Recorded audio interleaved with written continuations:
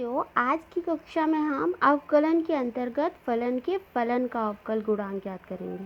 तो सबसे पहले हम ये जान लेते हैं कि फलन का फलन होता क्या है।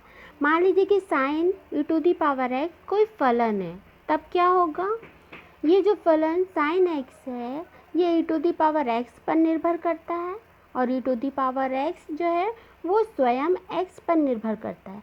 यानी साइन x जो है वो प्रत्यक्ष रूप से स्वतंत्र चर x पर निर्भर नहीं कर रहा है, वो e⁻x पर निर्भर कर रहा है। तो इस प्रकार से जो फलन प्रत्यक्ष रूप से स्वतंत्र चर पर निर्भर नहीं करता उसे हम फलन का फलन कहते हैं। देखते हैं कैसे कहते हैं।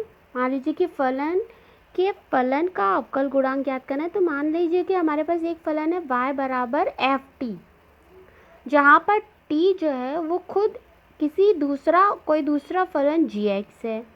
तब जब हम इसका सूत्र निकालेंगे, हम इसको हल करेंगे तो हमको y का अवकलन करना है x के सापेक्ष, लेकिन यहाँ पर तो हमको y बराबर ft दिख रहा है, x तो दिख नहीं रहा है। यानी निर्भर तो, और ये जो t है ये gx है, यानी t निर्भर करता है x पर और y निर्भर करता है t पर। लेकिन यदि x में परिवर्तन होगा, x में कोई भी परिवर्तन होगा तो t में परिवर्तन होगा और t में परिवर्तन होगा तो y में परिवर्तन होगा। इस प्रकार से इसका सूत्र होता है dy/dx बराबर dy/dt into dt upon dx। ठीक है, y का हम अवकलन करेंगे t के सापेक्ष और t का अवकलन करेंगे x के सापेक्ष। इसे श्रृंखला नियम या फिर चेन रूल भी कहते हैं। यहाँ पर एक चीज़ हमको ध्यान देना है कि ये जो dy/dt और dt अपॉन dx है, तो यहाँ पर t से t को हमको काट नहीं देना है, क्योंकि t जो है जो dy/dt और dt अपॉन dx ये दोनों अलग अलग संकारक या ऑपरेटर कहलाते हैं, है ना। ये अवकलन को दर्शा रहे हैं, इनको हम काट के हल नहीं कर सकते। तो इस प्रकार से व्यापक रूप में यदि हम इसी सूत्र को देखें, ये तो दो फलन के लिए हुआ है, जहाँ पर एक फलन y बराबर ft है और जो t है वो gx है।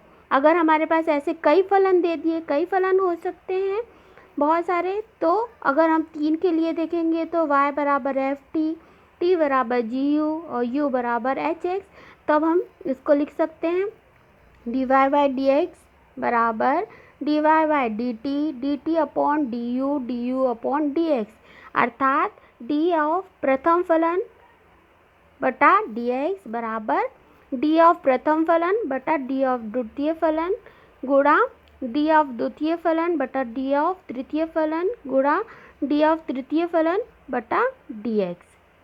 ठीक है, और ऐसे ही अगर हमारे पास कितने भी पद हों तो हम उनका अलग अलग मतलब अगले पद के सापेक्ष हम उनका अवकलन निकालते जाएंगे।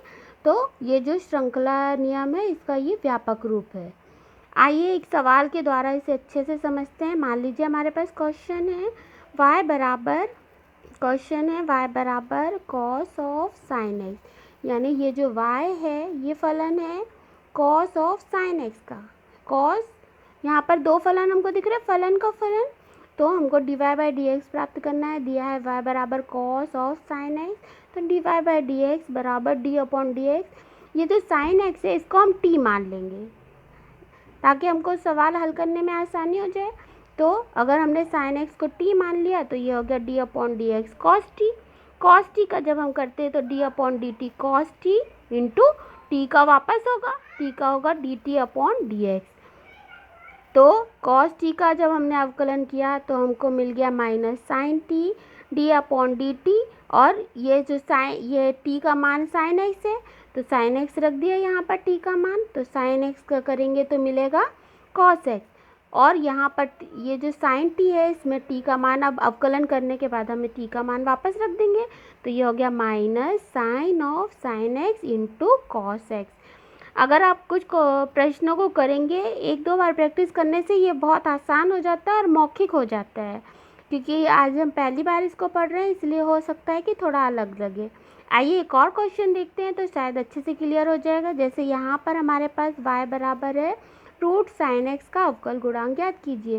ये जो रूट साइन x है, रूट साइन x का तो हमने फॉर्मूला नहीं पढ़ा है, तो हम इसको लिख सकते हैं dy/dx D upon d x sine x का साइन एक्स की घात 1/2 लगा सकते हैं, और साइन एक्स को हमने टी मान लिया यानी टी की घात 1/2। तो ये हो गया d y by d x बराबर d upon d t, t की घात 1/2, और टी का वापस करेंगे तो d t upon d x. अब टी का जब हम 1/2 की घात करेंगे तो 1/2 आगे आ गया, टी की घात 1/2 -1, और D upon d x into sine x.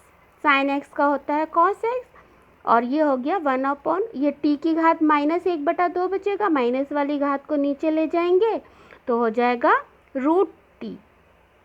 तो ये हो गया 1/2 root t into cos x, और d y by d x बराबर हो गया 1/2 root sine x into cos x. इसी प्रश्न को हम एक और तरीके से भी कर सकते हैं। अगर हम मान लीजिए इसको लॉग लेकर हल करेंगे, लॉग लेकर हल करने से भी हमारा सवाल काफ़ी छोटा हो जाता है।